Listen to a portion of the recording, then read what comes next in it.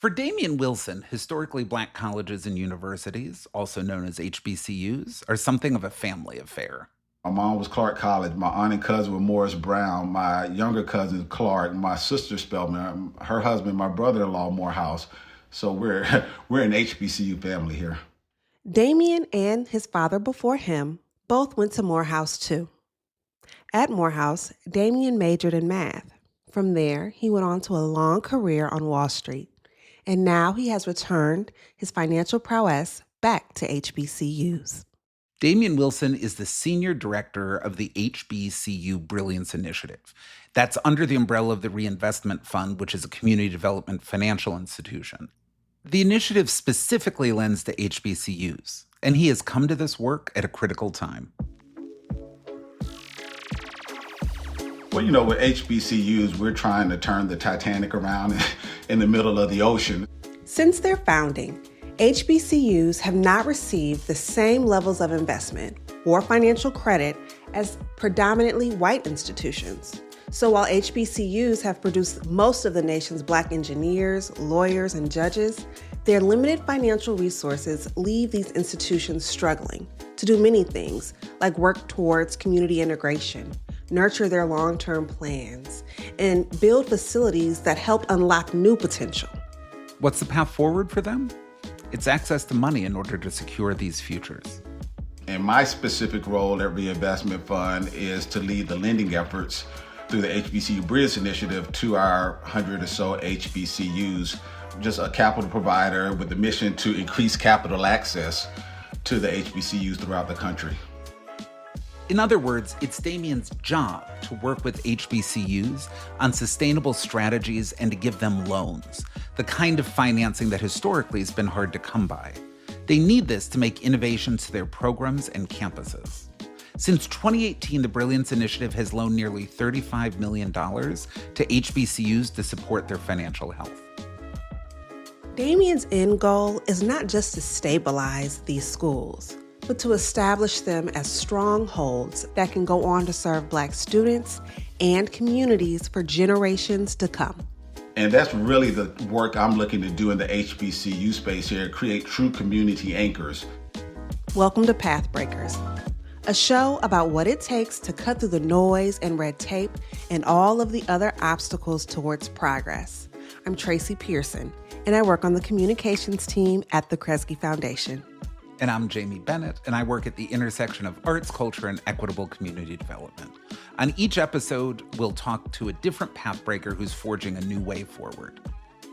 Today, we're talking to Damien Wilson about how targeted financial support and strategic investments can ensure that continued success and sustainability of these vital institutions. Hi, Damien. Hello, how are you doing? I'm doing well. How are you? Very good, very good. All right, well, we're just going to jump right in. You ready? I'm ready. So, where are you in the world? I am coming from Atlanta, Georgia, my birthplace. Oh, nice. College Park, right? I was born and raised in College Park, yes. Since returning to Atlanta about 4 years ago, I migrated up north, on the north side of the perimeter in Sandy Springs. But, came back home about 4 years ago. Well, we are going to have a conversation today about HBCUs, capital, finance, talk a little bit about your journey, and then wrap it up with a really fun lightning round. Okay, sounds good. I want to talk a little bit about the connection to your hometown of College Park. What strengths or qualities have you always sort of admired about that community over time? And then just from growing up there, what changes did you observe and how did those changes sort of impact the community's potential? Well, it's interesting you asked that question using the word community, because that was the strength of College Park. It was community. I grew up on a dead-end street on either end, and there were about 13 young men within a 7-8 year age range. And every weekend we all played with each other, whether it's sports, bike riding, going over to the next neighborhood, interacting with the young people there. But it created that sense of community because now those fellas' parents became an extension of my family. So that was one of the strengths of it. The things I've seen since then is less and less young people especially at the numbers that existed when I grew up there. A lot of young people left College Park, whether it was for college, job opportunities, marriage, or otherwise, and didn't return. But their parents remained behind. So as you can imagine, it became an older and older population that all of a sudden didn't have the same demands and requirements that a lot of up and coming cities do, whether it's new housing stock, new amenities, or what have you.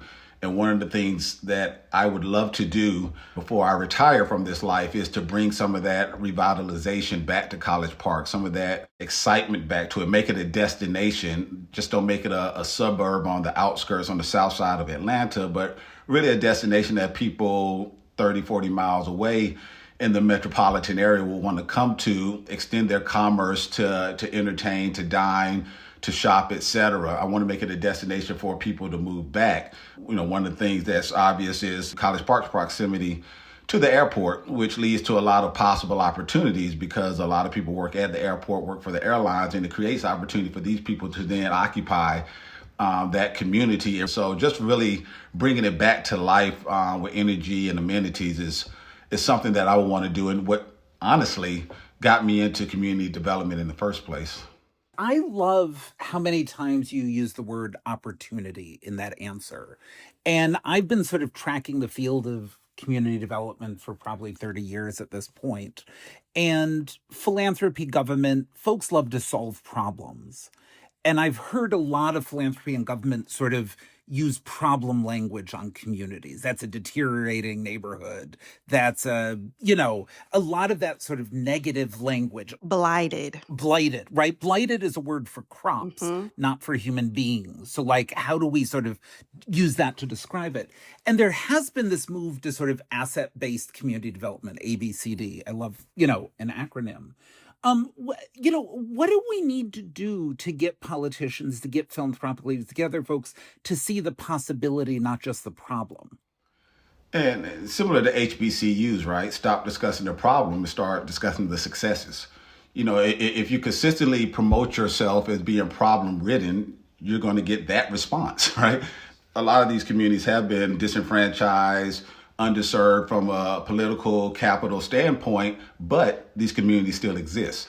They still produce a lot of highly productive citizens who go on to have, very successful, impactful careers, whether in their community or in other communities. So I think it's about always promoting the positives and not focusing on the negatives. Now, I know in the moment, that's tough to do because a lot of us, whether it's communities, institutions, or otherwise, operate in fiefdoms. But if we could just focus on positive communication and positive outcomes, I think some of that terminology would change.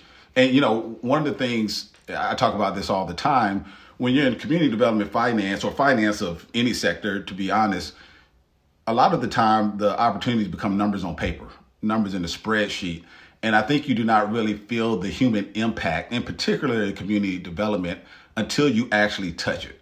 You got to touch the projects, touch the citizens, and really humanize them. Because if they're just numbers on paper, they don't really feel like humans. And that allows that negative language that you're referring to. There's an amazing organization called the Cook Inlet Housing Authority in Anchorage, Alaska. And it's a tribal housing authority. So it's by, of, and for the Dena'ina people. And the Dena'ina are storytellers.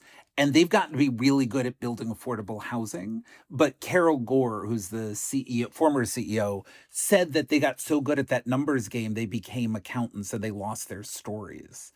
And so when you think about some of the stories you've seen from College Park, from the HBCUs you're investing in, from your perch at the Reinvestment Fund, what are some of the stories you want to share? What are some of the stories you want to lift up? Well, my work in particular at Reinvestment Fund is solely focused on funding HBCUs. And, Reinvestment Fund does great work across multiple sectors, affordable housing, healthy food initiatives, fresh food access, K through 12, et cetera. But for me, the success stories in the HBCU space come from institutions like Edward Waters University. Edward Waters College, as it was at the time back in 2020, came to Reinvestment Fund. The Reinvestment Fund refinance some of their outstanding debt, and along with other funds Edward Waters received from the Department of Education, which gave them some fiscal relief so that they could then start focusing on larger economic development success in the Jacksonville, Florida area, and uplifting the story of Edward Waters Now University as a prime example and case study of how once you stabilize these organizations, because they're so embedded in the surrounding communities, that they are a major presence and a major catalytic organization that can lead to and launch other overall larger community development success. So before we go further, I want to ask a question. Can you sort of paint the picture for people of the state of HBCU sort of finance? You think about some schools that have endowments that are in the billions, and I think we've heard headlines about how, Harvard has been able to sort of push back on some recent changes in the federal administration because they can lean on this really significant endowment. What is the state of sort of play, the state of things for HBCUs and endowments and what they're sitting on in terms of assets? So the state is still not where we want it to be or competitive with their PWI, primarily white institution counterparts. And it's actually interesting because I'm sure we all read last week that the Trump administration lent their ongoing support for HBCUs, but it was really a situation where, they threatened to drown us and then threw us a life raft, right? And tried to make it seem like a success. And what HBCUs continue to need is the existing support at a federal level, but we need increased support, capital support from both the state and federal level. So you have seen improvements at certain HBCUs, primarily because of the Supreme Court's decision, what was it, 2 summers ago now? I guess it led to an uptick in applications and enrollment at some schools, but the overall ecosystem is still struggling. And so although we're seeing improvements, we're not seeing them at the rate that we would hope. I'm not sure if you know, but back in 2020, the Biden administration, through the IRA, they retired capital debt or capital funds that were on the balance sheet of a lot of HBCUs, private HBCUs in particular, and gave them a clean bill of health. Now, what ended up happening, in my opinion, from several discussions is it now made HBCUs debt resistant. A lot of HBCUs were scared to now take back on additional debt. And so one of the things we're trying to do through the HBCU Brilliance Initiative is meet with these schools and let them know that leverage is good.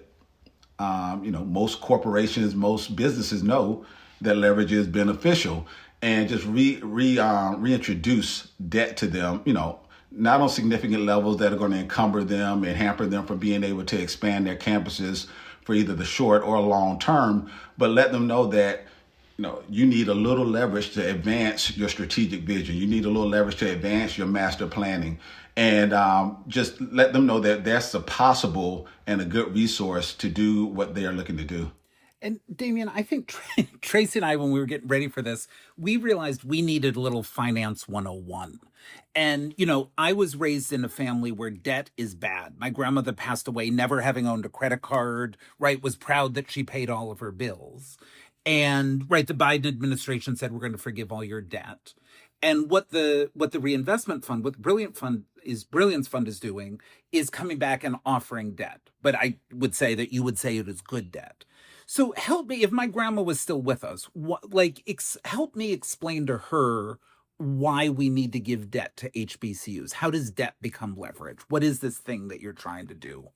Well, now let's remember, debt, like anything else, anything in excess may not be good for you. So I would never suggest encumbering yourself to a point where you have no way of getting from underneath, having to file bankruptcy or whatever. But if you're being responsible and feasible with your overall strategic plan and vision, and stay in line with how you're going to grow the campus, using leverage, which is a cheaper form of capital than certain investments, and assuming you can't access grant capital or federal funding at a significant level, debt allows you to move forward a lot of things like capital projects. Even if you look at a lot of HBCUs, and I think they will tell you the issue with donations, in other words, free money, the problem with them is they come with restrictions. If you look at a lot of donations, they are allocated for student success, scholarships, etc. But that does not address the ongoing capital needs that these schools need to build new dormitories, to build new academic buildings, to build new dining halls, new athletic facilities, et cetera. And we could come in and support your project by extending capital, relatively cheap capital, to you in order to advance those projects, knowing with us getting comfortable with your ability to pay that debt off in the future as you continue to execute your plan. So you talk about capital projects. My college journey started at Hampton University. I was in a very, very old dorm. And I think that's where I was sort of introduced to the idea, the thought that infrastructure is an equity. It is where equity is seen and felt. And I feel like where it lives and dies, because where I am every day, if it's not a beautiful place, how all I'm seeing, is not maybe what my colleagues at PWIs might see and live and experience when they walk to and from class. How do you see facilities and financial stability as a justice issue for HBCUs? Well, I think facility improvements, enhancements, et cetera, speaks almost directly to student success. If you provide a better 4, in some cases 6-year experience for students, whether it is the dormitories where they live, whether it is the dining halls or the academic buildings where they take classes, what you do is increase retention. So now as you increase retention between freshman and sophomore year, you have a higher likelihood of these students continue to matriculate through their junior, senior year, which increases the graduation rates. As you increase graduation rates, what do you increase? Alumni. As you increase alumni, the hope is you now increase alumni giving. And then you go on to increase endowment, which then goes on to benefit the school, allows them to take endowment-related income, put it back into the school, whether it's programming, services, et cetera. So it has almost this cyclical effect, if not a chicken egg effect. So I think it's very important that schools understand that, especially with all the competition out there amongst PWIs, what you can't do any longer is just try to get by. You have to provide an adequate 4-year experience and adequate amenities to continue attracting students. Because if you look at a lot of HBCUs, they have relatively high discount rates. Discount rate is the ratio of scholarships divided by gross tuition revenue. And so effectively, a lot of HBCUs with discount rates over 50%, 50, 60%, are effectively paying students to come to their school. Right? And so now they're not able to benefit from that tuition revenue. And the hope is to get these schools at a status where you no longer have to incentivize students through scholarships to come. It'll be a place in high demand for a lot of students, where you'll get top students who are willing, who may not qualify for scholarships, who will say, I'll pay the freight. And you start to increase that top line revenue that so many of these schools are dependent on in order to, like I said, advance the campuses and the missions of these institutions. And Damien, are we talking about sort of every HBCU? Because the Howard probably doesn't have the same financial makeup as, say, a Morris Brown. Right. So what within that pool of 100 plus HBCUs, you have some schools that are sort of marquee, if you will. The Hampton, Howard, Spelman, Morehouse. Thank you. I was getting there. Took you a while to get there. I was getting there. But you have smaller HBCUs that are dealing with a completely different landscape than the others. And they still need support too. Just because they're not as well known. That's correct. And I'll be honest with you, I was on a panel a few months ago and I made the mistake of calling the marquee schools the talented 10th. Ooh. And so I like marquee. Bob and weave, Damien. Yeah. Bob and weave. But, to your point, and that's the interesting challenge that we have at Reinvestment Fund. Once again, we're a lender. And we have investors that expect their capital to be returned to them by us, which means we expect our capital to be returned to us by the institutions. So we have to be able to understand that we are partnering, as I call it, with institutions that do have a strong plan in place, does have strong leadership in place, and a leadership that can execute that plan in order to increase enrollment, top line revenue, et cetera, so that our loan could be repaid. But at the same time, it is our mission to enhance the overall ecosystem of HBCUs. So a lot of the focus is supporting the ones that you were just referring to, the ones that need some help. I almost call it a bridge to the future, right? They need to be stabilized in order so they can be revitalized. And those are the schools we're really targeting to help. And like I said, to do that, one of the first things I look at is leadership. I look at the tenure of leadership. I look at the track record of leadership. I look at the innovation of leadership, because even at schools like Morris Brown, who obviously had their fiscal issues just a few years ago, Dr. James there, their president, has a very innovative vision for where he wants to take that campus, especially when you think about its proximity to the other campuses around it. And so that's the type of thing I look for: innovation, no longer being solely dependent on things like liberal arts, meeting the market where it is effectively, right? We're in the age of AI.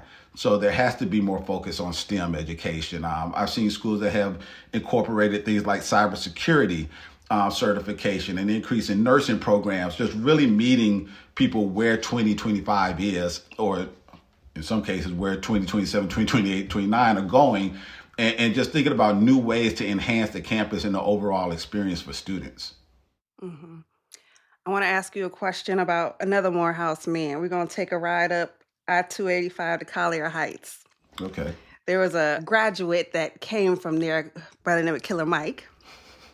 And for those who don't know, he's a Grammy Award-winning rapper, and he has some, I think, pretty innovative ideas around economic investment in community and residents of those communities, making those places more vibrant than they probably have been historically.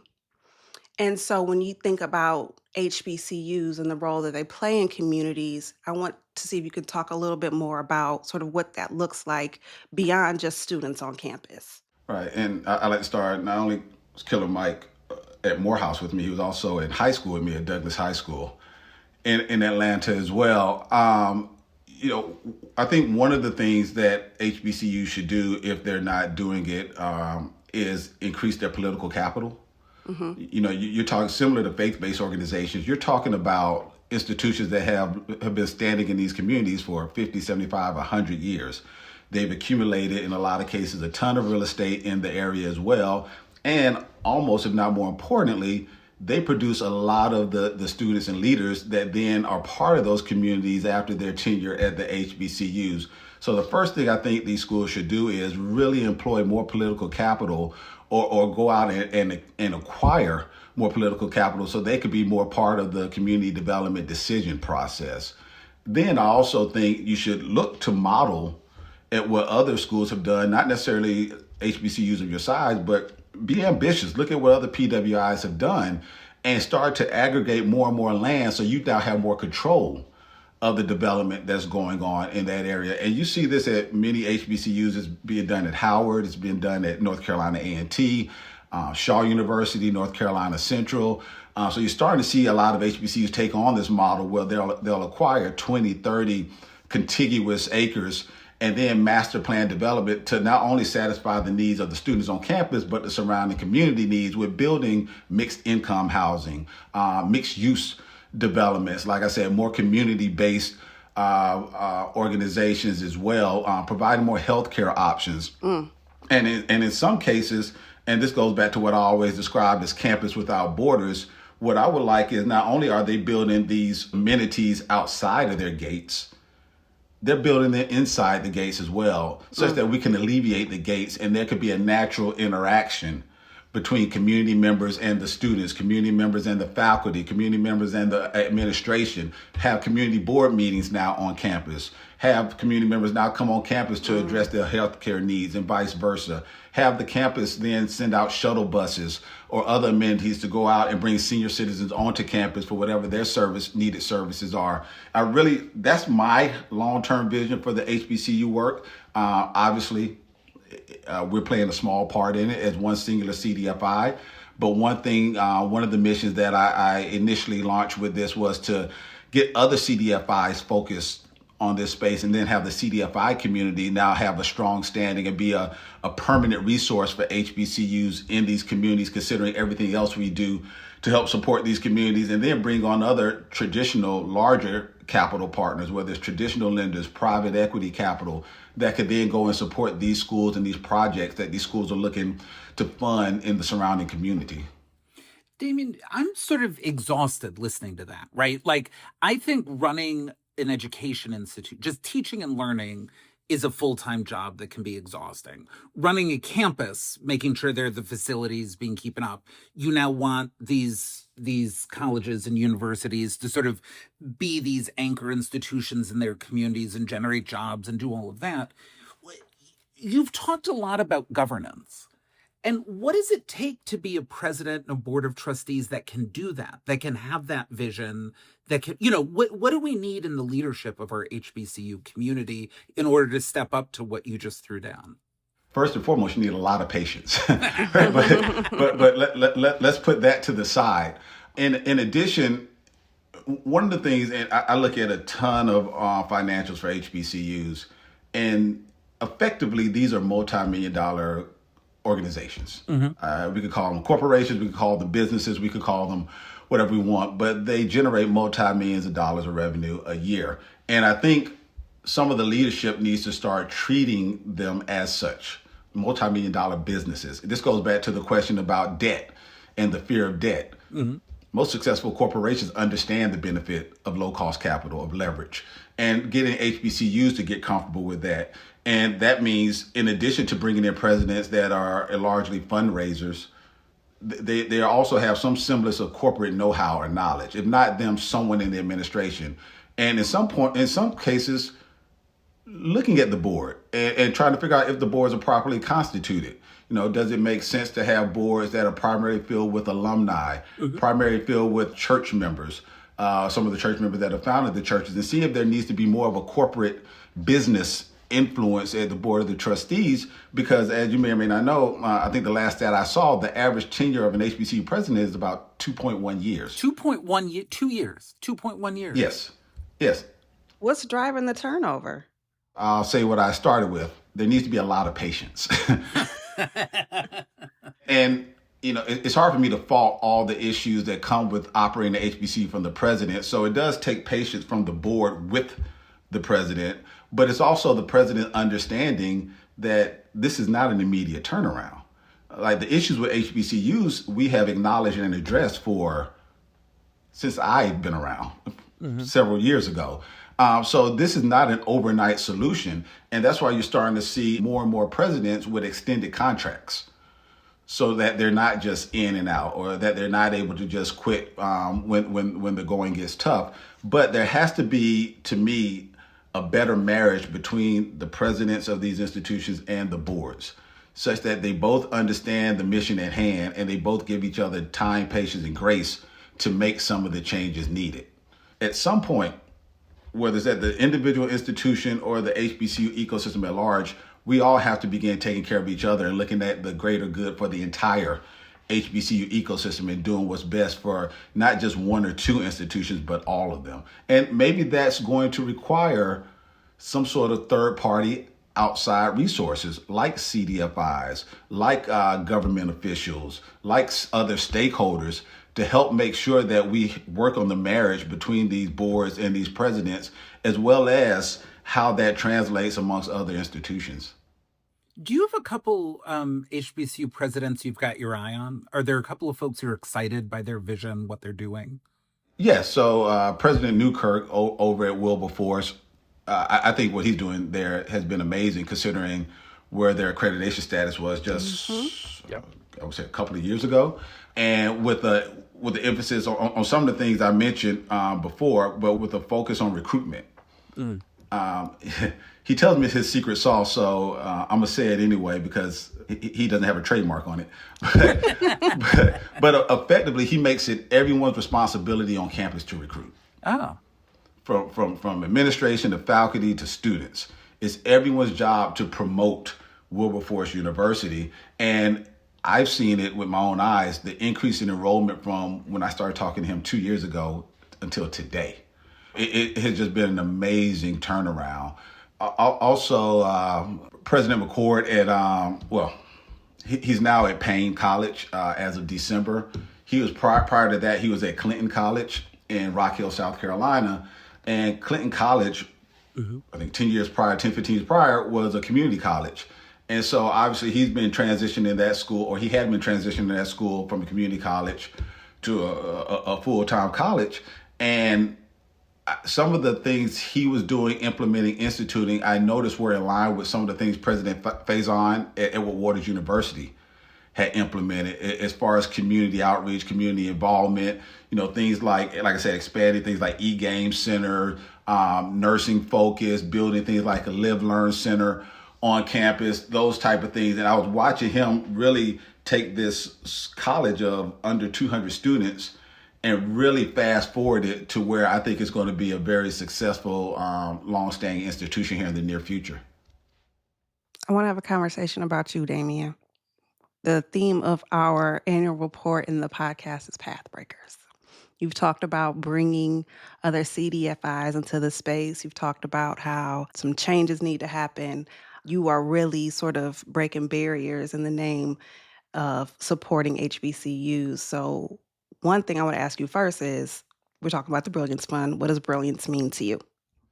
Well, Brilliance means ultimate success, where we now do not have as many HBCUs with accreditation issues, where things like I mentioned before, reduction in discount rates, where HBCUs are attractive to some of our strongest Black talent to come to those schools, whether they're incentivized with scholarships or not. What we no longer want our schools to be is be victims of things we can't control, pandemics, changes in administration, right? And all that stuff directly affects, enrollment. It directly affects government funding. But if we have other outside sources of funding through community development type projects or activating underutilized assets on some of these campuses to generate additional revenue, now these schools become a little more sustainable and not as dependent. We mentioned Harvard earlier. Harvard's able to tell the administration, okay, you don't want to give us funding. We're not going to jump through hoops to get it because they're Harvard. Right? Their endowment is in the billions, and they have an ability to sustain themselves without government funding. Now, I don't know how long that could last, but they can do it at least in the near term. And, we want some of our schools to get to that point where if any changes in the administration, if there's ever a dissolution of the DOE, if there's ever withdrawal of Title III funds, if there's ever withdrawal of Pell Grants for our low-income students, first-generation students, in a lot of cases, the school can still operate and offer what they need to their students. Damien, Tracy sort of brought up this Pathbreaker frame for this. And when you were a young man, just graduated Morehouse, you were on a slightly different path, right? You were on your way to become a sort of Wall Street success story. How did you get from there to this kind of success story? I did the Wall Street thing, and, I graduated from Morehouse. I was a math major that had no desire to go into teaching or anything scientific, engineering related. So I was really at I'll call it a loss of what I wanted to do in my life. Fortunately for me, I had a good group of friends around me that were primarily finance majors. So a lot of our conversations after school were around business, finance, stock market, et cetera, et cetera. And I started to grow an appreciation for that. So when I graduated, I went the finance route for a company called Public Financial Management, located or headquartered in Philadelphia. I leveraged that experience to ultimately end up on Wall Street with Credit Suisse First Boston. And while at Credit Suisse First Boston, I ended up, going back to the story of College Park, wanting to revitalize College Park. At that point, that was on my mind. And like many of my ideas, even to this day, I think about them for an extended amount of time, and then I white paper them. I just start writing them down, formalizing them, whether it's an outline, a presentation deck, or what have you. And what I ended up forming was effectively a fund focused on underserved communities. Crowdfunding wasn't even a term back then, but effectively crowdfunding a fund focused on community development, and in this case, particularly College Park. And just through starting to express my interests, express this project, I came across a couple of then employees at a company called Urban America. And I met with them, I started researching them, and then I realized, not only is my idea not original, Urban America is not even the only one doing it. Back then, that's when Magic Johnson was part of the Kenyon Johnson Fund. Quentin Primo had his fund up in Chicago as well. So there were people already in this space. And I ended up by chance meeting the chairman of Urban America. He brought me in. I met with people and ended up working for Urban America. At the time I joined, Urban America was in the process of raising their second fund, a $400 million fund, not only to continue acquiring assets in these same communities, but then start to get into actual vertical real estate development. And while there, Urban America formed a community development entity, or CDE, and CDE certification allows you to then go out and apply for a new markets tax credit funding. And so while at Urban America, we won, I think, 4 out of the first 5 rounds of new markets tax credit allocation that we applied for. And I ultimately got into that space. Me and a former colleague at Urban America both branched out from there, separate and apart, went on, did other things, and then came back together to really focus on new markets tax credit advisory services for projects in underserved communities, whether it be nonprofits, federally qualified health centers, places like Boys and Girls Clubs. We also work with for-profit developers that were producing projects that had some significant community impact, whether it was through job creation of impactful services, et cetera, and did that for a number of years. And that's when I really became exposed to the CDFI space, as well as Reinvestment Fund. And that's why when Reinvestment Fund posted the opportunity to lead up their HBCU efforts, the timing was somewhat impeccable, considering my extended amount of time in community development financing, my concerns with the ongoing existence of the New Market Tax Credit Program, also just me wanting to really start focusing more on overall community development, along with operating businesses and things, not just real estate projects. And not to mention, this was shortly after Morehouse's annual gala, Candle in the Dark. So I was full of Morehouse / HBCU pride. And so it was a perfect conversion of events. And fortunately, they gave me the opportunity to lead this effort. And here I am. That's amazing. Help me for a second. The, sort of new market tax credit, a lot of the stuff you've been talking about seems to me that is sort of saying, here are some communities where folks have lower incomes than in some other communities. There aren't enough businesses. There's not enough property ownership. We want to create some of that stuff. How do you do that in a way that doesn't push the people who are living there out? How do you do it in a way that doesn't bring in gentrification? When you were doing that work, how did you know that you were doing the right thing for the community when you were bringing your funds and your capitalists to come sort of help them out?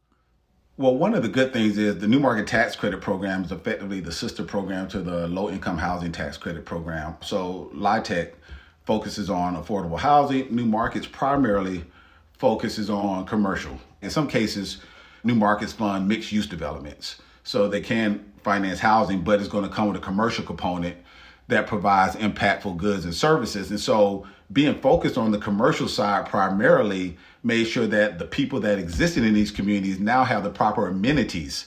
Now they don't have to leave their communities. They don't have to get on a 30-minute bus ride to go get basic health care, to go to the closest grocery store. This actually enhanced the members, they enhance the communities these members were already in. It's not a matter of displacement. We're not creating, new high-rise housing or residential towers for people to come in and move. We're not knocking over older standing housing to build shiny new modern homes. It's really about affecting the community by bringing in the goods and services that they have long needed. I said at the top of the interview, we're going to wrap with the lightning round, and we're going to jump into that. So get yourself ready. Okay. Jamie, I'm going to do the first question. Damien, what keeps you up at night? Stress. Damien, what gets you out of bed in the morning? Oh, my work. That sounds, honestly, and I know this is lightning round, that sounds cliche, but no matter what I do, I wake up, I look to read a Wall Street Journal article, I go to my other rags where I can, read about local issues in the community. Community development just always brings me back. And what else gets me up is for an opportunity to be creative, to problem solve. Whose voice do you hear in your head? Whose voice do I hear in my head? Oh, man. I might have to take this out. But my old partner, Jeff Monhay, he was my colleague at Urban America who we came back, got together, and worked together for over 10 years doing advisory work. He's like a brother to me, but I never told him that he was a mentor. Mm-hmm. And, not just in the way he approached business and overall just teaching me about new markets, community development, financing, but also as a father, a husband, those type of things. He's always left that impression on me. That's amazing. What tabs do you have open on your computer right now? Oh, if you really want to know, I have ChatGPT open. I have something from the CDFI fund regarding 2025 housing financial assistance. I have the article that was done on Forbes about our work with the HBCU Brilliance Initiative. I have LinkedIn. I have some AI stuff open. I'm working on a couple of projects on the side. And last but not least, I have my Xfinity Stream app open. Sometimes I like to have noise in the background, so I keep Sports Talk open. I love that. All right, what's the soundtrack to your life? Soundtrack to my life will and probably always will be Outkast related. Oh, yes. Sir Lucius Left Foot is my favorite album. Look, I tell people no matter how far I go, no matter what I do, I'm just a boy from College Park. And that music was part of my most impressionable years. And it just stays with me to this day. I listen to it constantly to this day. And just considering they got inducted into the Rock and Roll Hall of Fame and they're just proud Atlanta ambassadors, it's always Outkast. That's awesome. I have a feeling I don't need to ask you this one. I could answer it for you. Which HBCU has the best marching band? Now, surprised to say, I would not say Morehouse. To that, this is on the record. Morehouse would not say that about Morehouse. Traditionally, back when I was more involved in on-campus type activities, it was always Southern University, Grambling, Florida A&M. Those schools always stick out. Florida, yeah. All right, besides yourself, your favorite Morehouse man? My father. My father. Or your legacy? What's the worst financial advice you've ever heard someone give? Be scared of debt. If interest rates were a person, how would you describe their personality? Schizophrenic. Schizophrenic. And whose name, other than you, name another pathbreaker? Who's someone who charted a course that you sort of said they're going in an interesting direction? I haven't seen someone do that before. I can't necessarily think of anyone specifically, but I always appreciate creative people. Mm-hmm. People who not only are creative, but are then able to apply that to their passion, to their career, their interests, their hobbies, et cetera, and truly live in that. I've always appreciated, like I have an appreciation for art. So I love going to art galleries. So I love people who not only provide their own art, but then also provide spaces for it, like galleries. I just really appreciate creative people who get out there in front of audiences and sing or dance, all sorts of things that I've always feared doing. Just people who always, like I said, charted their own path by their own rules and progress that way. I love that. Tracy, I think that takes us to the end of our lightning round. Where would you like to leave things today? Just extend a heartfelt thank you to Damien for joining us for this conversation, for being a pathbreaker. It was a part of Kresge's portfolio and working with our team to do the amazing work that you do. And we wish you the best and thank you again. Thank you for the opportunity to share my time, my background, my interest with you. Damien Wilson is the Senior Director of the HBCU Brilliance Initiative at the Reinvestment Fund. We put a link to the Brilliance Initiative in our show notes. PathBreakers is produced by the Kresge Foundation, which was founded in 1924 with a mission to promote human progress. Today, Kresge works to expand equity and opportunity in America's cities. Read the stories of all of this season's Pathbreakers and learn about our grant-making and social investing work in Detroit, Memphis, New Orleans, and Fresno, and cities across the U.S. at Kresge.org. To hear more stories from the Pathbreakers, be sure to subscribe to the show wherever you listen to podcasts. Our producers are Juliet Heinley and Zach Rosen. Managing editor is Krista Yankee. Show art by Rochelle Baker. And creative direction by Alejandro Herrera. Thank you to my colleagues on the education program and social investment practice for lifting up Damien and speaking his name as a truly phenomenal pathbreaker.